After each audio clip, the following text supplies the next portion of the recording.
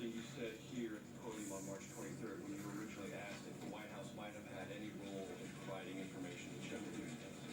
You first said it didn't make any sense to you, and you went on to say, and I'm quoting you here, I don't know why he, Chairman Nunes, would brief the speaker and then come down here to brief us on something that we would have briefed him on. It doesn't seem to make a ton of sense. So I'm not aware of it, but it doesn't really pass the smell test.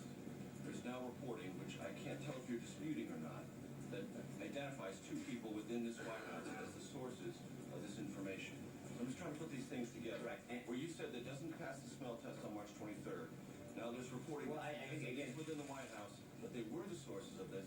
I'm just trying to put those two things together. Right. So number one, the first quote that you're reading, if you actually go back, I was responding to, I was very clear that I said, based on what Chairman Nunes has said, I believe the following doesn't make sense.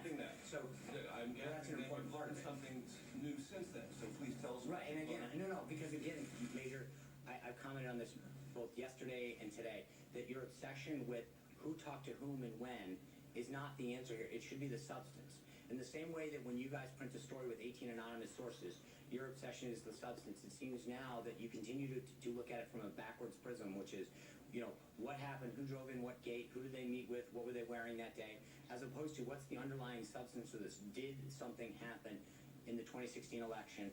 Did leaks occur? We are not going to engage actively in that kind of leaking that has been a problem. In fact, if you look at the Obama's Deputy Assistant Secretary of Defense that is out there, Evelyn Farkas, she made it clear that it was their goal to spread this information around, that they went around and did this, and she said, quote, that's why there's so many leaks.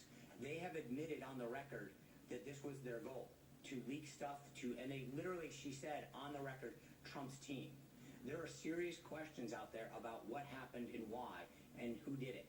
And I think that's really where our focus is in making sure that that information gets out. The process, from your vantage point, validate the importance of the substance. Well, I think there's a review that we've asked for probably You told us that you're willing to look into and ask questions about the process and provide us answers.